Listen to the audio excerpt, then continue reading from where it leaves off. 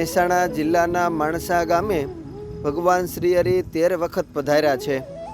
તે વખતે માણસા નાનું રાજ્ય ગણાતું હતું. શ્રી સ્વામિનારાયણ ભગવાનનું પ્રગટ ભજન કરનારા ગામમાં ઘણા ભક્તો હતા. ત્યાં એક ભાવસાર મયાચંદ શેઠ હતા. શેઠ મયાચંદ મણિયાર, રેતા માણસા ગામ મોજાર, દેહમાં થયું અતિ દુઃખ, કરે ઔષધ ન થાય સુખ.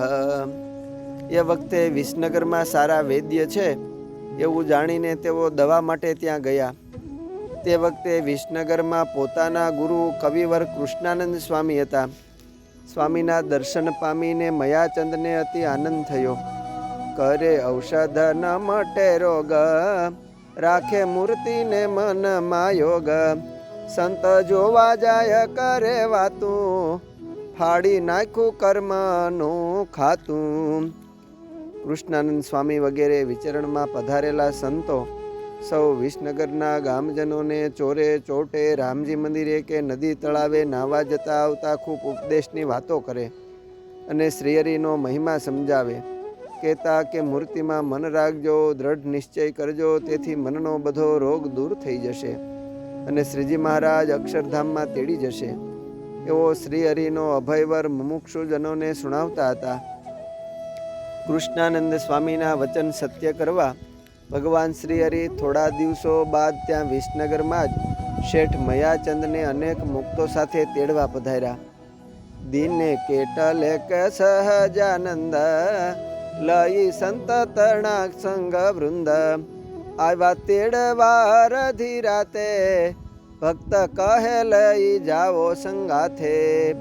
ઉભા રહ્યા હરિ ઘર બાર, કૃષ્ણાનંદ સહિત ઉદાર, માહી પધારો ને મારા નાથ, મયાચંદ બોલે જોડી હાથ. શ્રીહરિ પ્રત્યક્ષ તેડવા પધાર્યા એ વાત જણાવતા મયાચંદે તેના સંબંધીઓને કહ્યું કે મારા ગુરુ કૃષ્ણાનંદ સ્વામી સહિત શ્રી સ્વામિનારાયણ ભગવાન મને તેડવા આવ્યા છે. ગાયનું છાણ લીપીને ચોખ્ખો કરો ને મારા માટે ઊનું પાણી લાવો, મને નવરાવો. મારે શ્રીહરિ સાથે અક્ષરધામમાં જવું છે. તમે સૌ પણ તેમના દર્શન કરો. ફરી ફરીને આવો અવસર નહીં આવે. આ સાંભળીને મયાચંદના ઘરવાળાએ તેમને સ્નાન કરાવ્યું, ધોયેલા વસ્ત્રો પહેરાવ્યા, ચોખ્ખો કર્યો અને શ્રીહરિને સૌ મુક્તોનું સ્વાગત કરતા થકા ઘરમાં ફૂલડા વેર્યા. આ વાત મયાચંદ સાથે દ્વેષ રાખતા કુસંગી સંબંધીઓએ સાંભળી એટલે કહે કે મયાચંદ આ ચાળે શું ચડ્યો છે? મયાચંદ કહે આ ચાળા નથી, આ તો સર્વે સત્ય છે. હે નાથ, હે અંતર્યામી સર્વના સ્વામી, હવે મને આપના ધામમાં તેડી જાવો. પછી બોલા હરિમુખ એમાં, કુસંગીમાં આવી કેમ, ત્યાંથી પાછા ગયા ભગવાન, મયાચંદ ભૂલો તન ભાન, શુદ્ધિ આવી તેડાવી આ સંત, આવ્યા કૃષ્ણાનંદ મહંત. ભક્ત કહે તમે આવ્યા તે વારે, મેં તો દીઠાતા ઘરની બારે. મયાચંદે બે હાથ જોડીને સ્વામીને પ્રાર્થના કરતા કહ્યું કે ગુરુદેવ, તમે મને મૂકીને કેમ ચાલ્યા? મારા ઉપર દયા કેમ ન કરી? કૃષ્ણાનંદ સ્વામી કહે આ તો શ્રીહરિએ તમને આવા દર્શન કરાવ્યા અને મને પણ દિવ્ય રૂપે સાથે લાવ્યા હશે, પરંતુ હું તો મંદિરમાં સૂતો હતો. આ તો સુખદાયક શ્રીહરિએ તમને પરચો આપ્યો. હવે તમારા તમામ દુઃખ મટી જશે, પરંતુ તમે આ તમારા કુસંગી સંબંધીઓના ઘરને છોડીને તમારા ગામ માણસા જાઓ. વળી મયાચંદ શેઠને કહ્યું કે પસ્તાવો કરતા નહીં. સ્વામિનારાયણ ભગવાને દર્શન આપ્યા તે મૂર્તિને અખંડ અંતરમાં યાદ રાખજો. શ્રીજી મહારાજ જરૂર ધામમાં તેડી જશે. એમ કહીને કૃષ્ણાનંદ સ્વામી પરત મંદિરે આવ્યા.